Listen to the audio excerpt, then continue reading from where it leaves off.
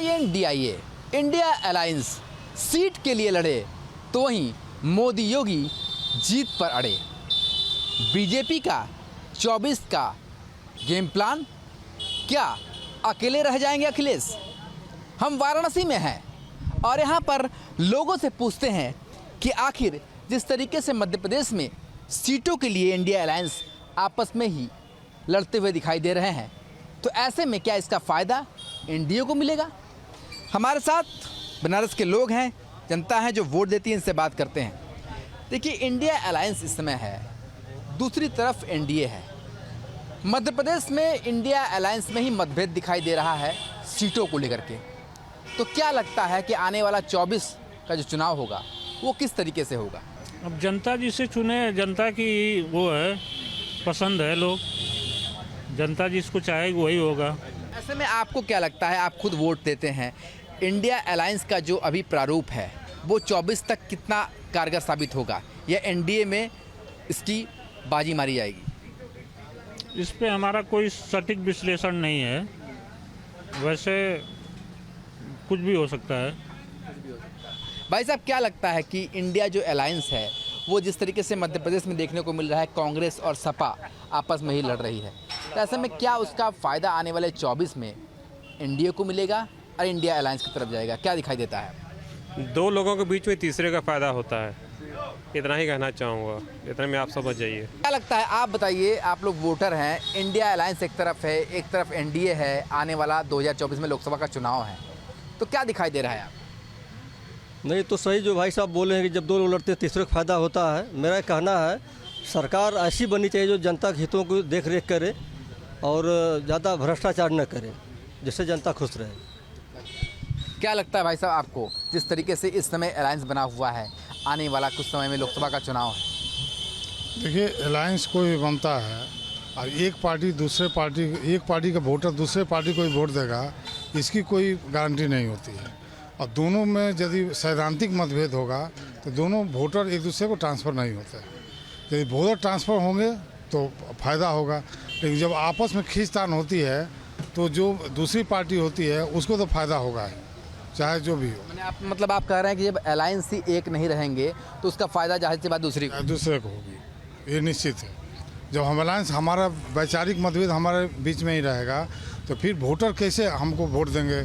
सपा के वोटर चाहे जो भी पार्टी का हो, उसके वोटर हमको दे, दूसरे को दे, चाहे दूसरे को वोटर मुद्दों से भटक जाएंगे। मुद्दों से भटक जाएंगे, वो आपस में उनका वैचारिक मतभेद नहीं हो जाएगा तो मुद्दा तो कहीं चली जाएगी।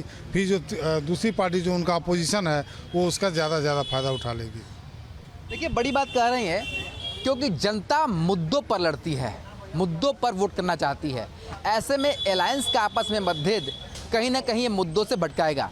क्या लगता है आपको कि जो इंडिया अलायंस है उसमें मतभेद दिखाई दे रहा है मध्य प्रदेश के चुनाव में, तो क्या 2024 में ये किस तरफ जाएगा और आम आदमी जो आपके जैसा वोटर है वो क्या सोचता है? देखिए, इंडिया अलायंस जो बना, ये मोदी को देखने के बाद विपक्ष में जब भगदड़ मच गई है तो ये भागने वाले लोग एक साथ इकट्ठा हो चुके हैं मोदी को हराने के लिए, जो संभव नहीं है।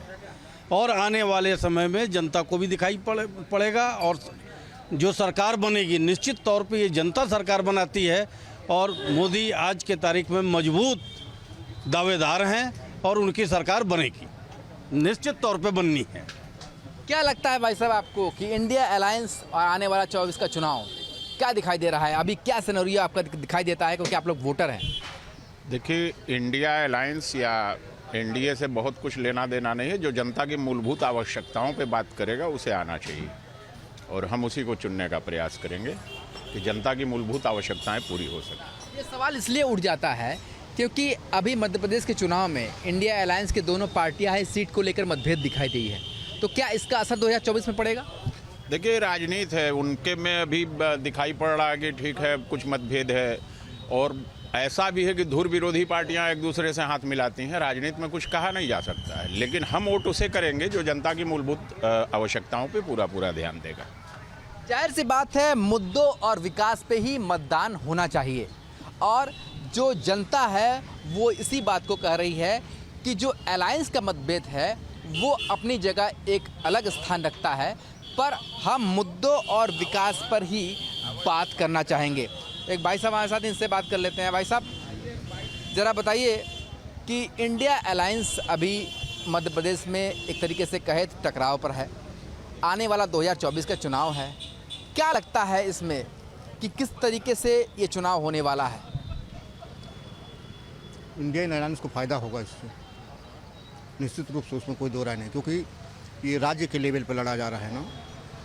तो आने वाला 24 का चुनाव होगा, वो लोकसभा का चुनाव होगा, तो क्या इसका असर इसमें पड़ेगा? नहीं, लोकसभा के चुनाव में बस मोदी ही रहेंगे। हाँ, इसका क्या कारण मानते हैं आप? ये मानता हूँ कि ये लोग जो विपक्ष है ना, वो आपस में ही बटा हुआ है। देखने में तो लग रहा है कि ये लोग एक हो रहे हैं, लेकिन रियलिटी है नहीं। तो हम वोटर हैं, तो हम ये देखते हैं कि भाई आप अंदर से हैं या बाहर से हैं। तो देखने में ये लग रहा है कि नहीं, ये लोग अंदर से नहीं हैं। मतलब आप ये कह रहे हैं कि इंडिया अलायंस जो है वो भले ही एक साथ एक मंच पर खड़े हों, मगर आपस में बिखराव है। बिखराव है, हाँ बिल्कुल बिखराव है, देखने में लगता है। इसका फ़ायदा इंडिया को मिलेगा। तो एक बहुत पुरानी कहावत है कि जनता है और जनता सब जानती है, और इनकी बातों से आपको ये समझ में आ गया होगा। भाई साहब, इस समय इंडिया अलायंस और एनडीए की बात हो रही है। अभी मध्य प्रदेश में चुनाव हो रहे हैं, मगर वहाँ पर इंडिया अलायंस आपस में ही टकराव दिखाई दे रही है। आने वाले 2024 के लोकसभा चुनाव में किस तरीके से देखते हैं आप? हम तो एनडीए के समर्थक हैं भाई। क्या रीज़न है इसका? रीज़न है कि मोदी जी ने इतना अच्छा काम किया, देश का नाम ऊंचा किया, विदेशों में उनकी पकड़, आज हमारे देश में उनकी पूजा क्या कहें, विदेशों में उनकी पूजा हो रही है। तो प्रशासक ऐसा ही चाहिए ना, जो देश की प्रगति करे, जनता को सहूलियत दे। तो अब क्या चाहिए हम लोगों को? बिजली, पानी, सड़क, सारी सुविधा हर समय मिल रही है। विकास एक मुद्दा जरूर है, पर लोग ये मानते हैं कि लहर उसी की होती है जब देश में विकास की लहर आती है। वो कहीं है ही नहीं है, कहीं भी नहीं है। अब आपको क्या लगता है 2024 में किसकी जीत तय है? मोदी जी आ रहे हैं। तो लोग लगातार इस बात को बता रहे हैं कि इंडिया अलायंस जो अभी तक सामने आया है उसमें आपस में टकराव दिखता है। ऐसे में इसका फ़ायदा सीधे सीधे दूसरी पार्टी को होगा। अब जब चुनाव सामने आ जाएंगे तो राजनीति में और भी परिवर्तन होने संभव है, पर अभी लोगों का दिल यही कहता है कि जहां विकास है हम उनके साथ हैं। बड़ी खबर, सीएम योगी ने किया जेवर एयरपोर्ट का हवाई निरीक्षण। बुलंदशहर जाते वक्त हेलीकॉप्टर से जायजा लिया। तो बड़ी खबर आपको बता रहा है जिस तरीके से आज बुलंदशहर के दौरे पर रहे सीएम योगी। हालांकि इस दौरान जेवर एयरपोर्ट का हवाई निरीक्षण उन्होंने किया। लगातार काम हो रहा है, ड्रीम प्रोजेक्ट ये खुद सीएम योगी का, सरकार का। तो सीएम योगी ने हेलीकॉप्टर से 3 चक्कर ऊपर से लगाया गया जेवर एयरपोर्ट में जिस तरीके से निर्माण कार्य हो रहा है, हवाई निरीक्षण उन्होंने किया। बुलंदशहर जाते वक्त हेलीकॉप्टर से जायजा लिया। तो लगातार एक तरफ जहां काम, तस्वीरें भी आपको दिखा रही है, तस्वीरें देखिए। बुलंदशहर जाते वक्त हेलीकॉप्टर से सीएम योगी ने जायजा लिया। हालांकि अधिकारी उन्हें समझाते भी नजर आए किस तरीके से काम किया जा रहा है, रनवे बनाया जा रहा है। तो ये तस्वीरें आपको दिखा रहे हैं जिस तरीके से हवाई निरीक्षण सीएम योगी ने किया। तस्वीरें आपको दिखा रहे हैं, हेलीकॉप्टर के जरिए ये निरीक्षण करते नजर आए सीएम योगी। दरअसल आज बुलंदशहर का दौरा सीएम योगी का, हालांकि जाते वक्त उन्होंने इस हेलीकॉप्टर के जरिए 3 चक्कर इस पूरे इलाके के ऊपर से वो लगाते नजर आए और उन्होंने देखा किस तरीके से काम चल रहा है, लगातार यहां काम किया जा रहा है। तो ये सीएम योगी का ड्रीम प्रोजेक्ट है, सरकार का ड्रीम प्रोजेक्ट, लगातार काम किया जा रहा है। तो बड़ी खबर और साथ ही साथ तस्वीरें आपको दिखा रहे हैं। बुलंदशहर जाते वक्त हेलीकॉप्टर से उन्होंने जायजा लिया।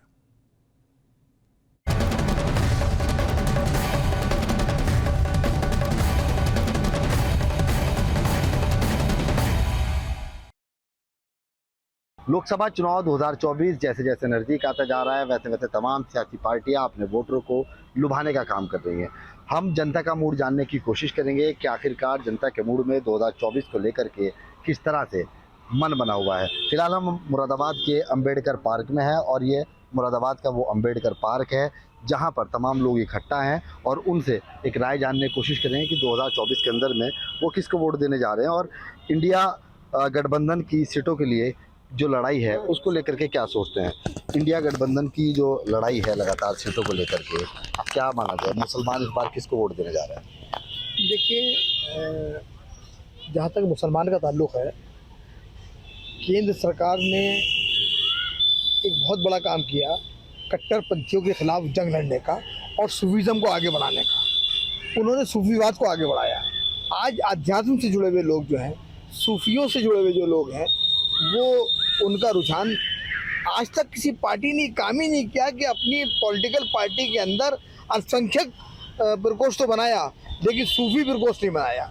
सूफी प्रकोष्ठ अगर किसी पार्टी ने बनाया तो वो भारतीय जनता पार्टी है, उसने बनाया। और उसने, मैं खुद सूफी इस्लामिक बोर्ड का राष्ट्रीय प्रवक्ता हूँ और हमने एक लड़ाई लड़ी कट्टरपंथियों के खिलाफ और हमने मांग करी केंद्र सरकार से कि PFI जैसे कट्टरपंथी संगठन जो रिसालत, मौलवियत, हुसैनियत के ख़िलाफ़ है, वैदानियत के ख़िलाफ़ है और राष्ट्रवाद के ख़िलाफ़ है, उसको बैन किया जाए। और केंद्र सरकार ने उसे बैन किया। हम देश की सरकार को मुबारकबाद देते हैं। अब सूफी जो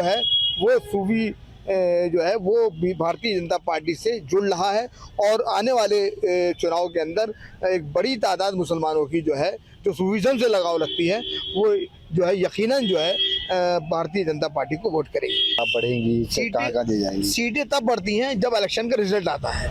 ये तो जब इलेक्शन का रिजल्ट आएगा तब पता लगेगा कि सीटें किसकी बढ़ेंगी और मुसलमान जो है वो किस पार्टी के साथ गया। ये तो आने वाला इलेक्शन ही तय करेगा। माना जाए कि मुसलमान वोट 2024 में बीजेपी को करेगा? बिल्कुल, जो कट्टरपंथी नहीं है उसका वोट बैंक जो है, उसका वोट जो है वो देश की सरकार भारतीय जनता पार्टी के साथ, मोदी जी के साथ जाएगा। माना जाए, हमारे साथ कुछ और लोग भी उनसे बातचीत कर लेते हैं। 2024 का जो चुनाव है, क्या लग रहा है कि इसमें अखिलेश अकेले रह जाएंगे? देखिए, कल भी अकेले थे और आज भी अकेले हैं और कितना भी अल्पसंख्यक समुदाय को जिस तरीके से उन्होंने लुभाने की कोशिश की थी, जब वो CM बने थे उस टाइम पे उन्होंने 18% का आरक्षण अखिलेश जी ने कहा था मुस्लिम समुदाय को देंगे।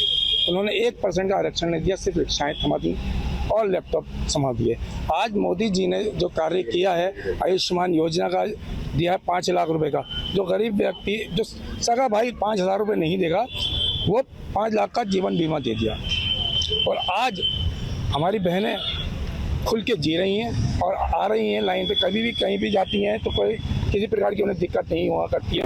और आज अल्पसंख्यक समुदाय को इतना कुछ दे दिया, आयुष्मान कार्ड दे दिया, उज्ज्वल योजना दे दिया और महिलाओं को अपने हक में लड़ने के लिए एक देखिए आयोग बनाया, अभी आपके सामने दिया है। और आने वाले टाइम में जो 24 के चुनाव में इंशाल्लाह पूर्ण बहुमत से सरकार आएगी। बहनें इनसे बातचीत करते हैं, क्या कांग्रेस और SP की बात बनेगी? नहीं बनेगी। का कारण क्यों? कारण यूँ है कि किसी भी सरकार ने अभी तक महिलाओं के लिए या फिर हिंदुस्तान के लिए कुछ नहीं किया, भारत के लिए। और इस सरकार ने, आप देखिए, हम मुसलमान बहनें आज इतना सेफ फील करती हैं, सेफली निकलती हैं, पहले नहीं निकल पाते थे। तो इस सरकार ने जो किया है वो बेस्ट किया है, तो इसीलिए तो किसी और सरकार का आना तय नहीं है, ये सरकार आएगी हम लोग। महिला सशक्तिकरण के लिए बीजेपी लगातार कार्य कर रही है, तमाम योजनाएं भी चला रही है और महिलाओं को जोड़ने के साथ साथ में जो कानून व्यवस्था है, अगर उसकी बात की जाए तो वो भी बहुत सुचारू रूप से अच्छे ढंग में नज़र आ रही है। बिल्कुल आ रही है, आप देख सकते हैं महिला शक्ति के लिए मीटिंगें हो रही हैं, जगह जगह कार्यालयों पर, ऐसे सम्मानित स्थानों पर की जा रही हैं मीटिंग महिला शक्ति के लिए। लेकिन महिलाएं सेव हैं और चाहते हैं कि ये सरकार महिलाओं के लिए ही ज़्यादा काम कर रही है। मैं भी एक मुस्लिम महिला हूँ, मैं आज यहाँ पर पार्क में खड़ी हुई हूँ और सारे इर्द गिर्द आप देख सकते हैं कि जेंट्स है और मुझे इतना सेफ फील हो रहा है। गठबंधन ये तो इलेक्शन ही तय करेगा ना, गठबंधन तो होते ही रहते हैं, हर बार इलेक्शन में नई नई बातें निकलती है कि गठबंधन हो गया है, ये हो गया है, पर जनता को भी दिख रहा है ना कि काम कौन सी सरकार कर रही है। आज के टाइम में इस सरकार में देखिए, पहले सरकार में क्या था कि किसी भी सरकार ने कोई योजनाएं मुस्लिमों के लिए नहीं दी थी। आज सरकार ने सारी योजनाएं बराबर की दी हैं और सारे काम अच्छे कर रही है हमारी सरकार। तो हम तो 24 में नहीं, हम तो चाहेंगे कि आगे भी सरकार हमारी मोदी सरकार की आए। हमारे से कुछ और भी उनसे बातचीत करते हैं। जनता 2024 में किसके साथ है?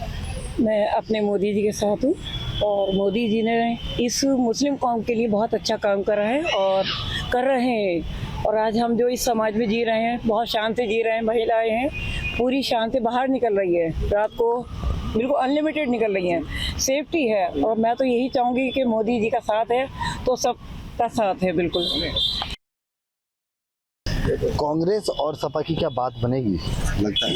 नहीं बनती। देखिए, खुदाई दावा तो कोई भी नहीं कर सकता, लेकिन मैंने आपसे कहा कि इस बार मुस्लिम वोटों, इससे पहले कभी भारतीय जनता पार्टी को मुस्लिम वोट नहीं मिल पाया है, कम मिला है, लेकिन इस बार एक तादाद है मुस्लिम वोटों की जो भारतीय जनता पार्टी को मिलने जा रही है। तो आने वाले इलेक्शन पे इसका बड़ा प्रभाव पड़ेगा और लाजिमी बात है कि ये जो वोट बैंक खिसक रहा है ये कांग्रेस का ही खिसक रहा है, समाजवादी पार्टी का ही खिसक रहा है और अन्य पार्टियों का खिसक रहा है केंद्र के अंदर। तो मुझे लगता है बहुत कठिन है डगर पनघट की। बिल्कुल, इस बार लोकसभा चुनाव 2024 के अंदर में जिस तरह से मुसलमान वोट भारतीय जनता पार्टी के साथ जुड़ता जा रहा है, उससे बिल्कुल साफ ये हो गया है कि 2024 के अंदर में लोकसभा के अंदर सबसे ज़्यादा बीजेपी को फ़ायदा होने वाला हो रहा है। मुस्लिम वोट ज़्यादातर बीजेपी के साथ जुड़ा है और आने वाला जो वक्त है वो ये तय करेगा कि सरकार किसकी बनने जा रही है। वीडियो जर्नलिस्ट मेहंदी के साथ से ये दुआ न्यूज़ लखनऊ।